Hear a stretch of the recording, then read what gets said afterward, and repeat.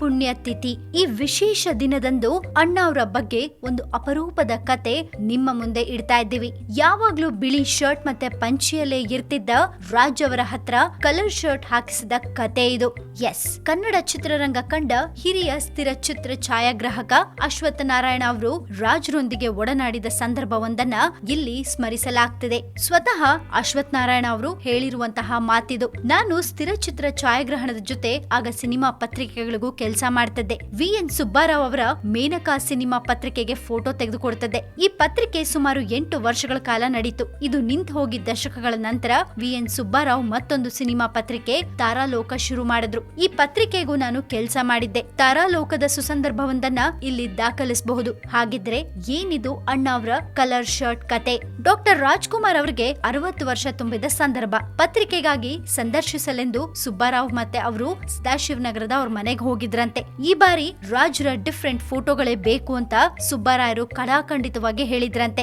ಯಾವಾಗ್ಲೂ ಬಿಳಿ ಶರ್ಟ್ ಪಂಚಿಯಲ್ಲೇ ಇರುವ ರಾಜ್ರ ಡಿಫ್ರೆಂಟ್ ಫೋಟೋಗಳನ್ನ ತೆಗೆಯೋದು ಹೇಗೆ ಅನ್ನೋ ಒಂದು ಗೊಂದಲವಾಗಿತ್ತು. ಸರ್, ಕಲರ್ ಶರ್ಟ್ ಹಾಕ್ಬೋದಲ್ಲ ಅಂತ ಸಂದರ್ಶನದ ವೇಳೆ ಅವರು ಅಳುಕಿನಿಂದಾನೇ ರಾಜ್ಗೆ ಮನವಿ ಮಾಡ್ಕೊಂಡಿದ್ದಾರೆ. ಶೂಟಿಂಗ್ ಹೊರತು ಬೇರೆ ವೇಳೆಯಲ್ಲಿ ನಾನು ಯಾವತ್ತೂ ಕಲರ್ ಶರ್ಟ್ ಗಳನ್ನ ಹಾಕೊಳ್ಳಲ್ಲ, ನಿಮ್ಗೆ ಗೊತ್ತಲ್ಲ ಅಂತ ಹೇಳಿದ್ರಂತೆ ರಾಜ್. ಡಿಫ್ರೆಂಟ್ ಆಗಿ ಇರ್ಲಿ ಅಂತ ರಾಗ ಎಳೆದಿದ್ದಾಗ ಅದೇನನ್ನಿಸ್ತೋ ಏನೋ ರಾಜ್ಕುಮಾರ್ ಒಳಗಡೆ ಹೋದ್ರಂತೆ. ಕೆಲ ನಿಮಿಷಗಳಲ್ಲೇ ಅಳಿಯ ಗೋವಿಂದ ರಾಜು ಅವರ ಕಲರ್ ಶರ್ಟ್ ಹಾಕೊಂಡು ಬಂದ್ರು. ಅವರಲ್ಲಿ ಬಿಳಿ ಶರ್ಟ್ ಗಳ ಹೊರತಾಗಿ ಬೇರೆ ಕಲರ್ ನವು ಇರ್ಲೇ ಇರ್ಲಿಲ್ಲ. ಪಾಪ ಗೋವಿಂದ ರಾಜು ಅವರ ಶರ್ಟ್ ರಾಜ್ ದೇಹಕ್ಕೆ ಹೊಂದಿಕೆ ಆಗದೆ ಟೈಟ್ ಆಗಿತ್ತು. ಅದನ್ನ ಬದಲಿಸಿ ಬೇರೆ ಶರ್ಟ್ ಹಾಕೋಬಹುದಾ ಅಂತ ಕೇಳಿದಾಗ ಅವ್ರಿಗೆ ಅದು ಸರಿ ಅನ್ನಿಸ್ಲಿಲ್ಲ. ಹಾಗೇನೆ ಕೆಲವು ಫೋಟೋಗಳನ್ನ ಕ್ಲಿಕ್ ಮಾಡಿದ್ರು.